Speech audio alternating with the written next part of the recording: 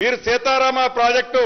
ఆనాడు ప్రతిపక్షంలో ఉన్న బట్టి విక్రమార్క గారు అనేక సందర్భాల్లో రాజీవ్ సాగర్ ఇందిరా సాగర్ కు సంబంధించి మీరు తుంగలో తొక్కి సీతారామ ప్రాజెక్టు తీసుకొచ్చి ఏదైతే 2,800 కోట్లు అయ్యేది 9,000 కోట్లు మళ్ళీ మేము వచ్చేసరికి మా నెత్తిన 18,000 కోట్లకి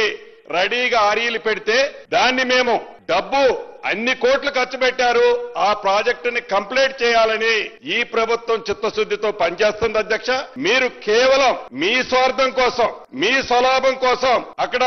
రాజీవ్ సాగర్ ఇందిరా సాగర్ ని రీడిజైన్ పేరుతో దాన్ని ఎత్తి సీతారామ ప్రాజెక్టు తీసుకొచ్చారు. ఇక్కడ తుమ్మిడేటి దగ్గర ఈ ప్రాజెక్టు ఎత్తి మేడిగడ్డ కాళేశ్వరం పేరుతో ఈ ప్రాజెక్టును తీసుకొచ్చి టోటల్ గా ఒకే ఒక కాన్సెప్ట్ తో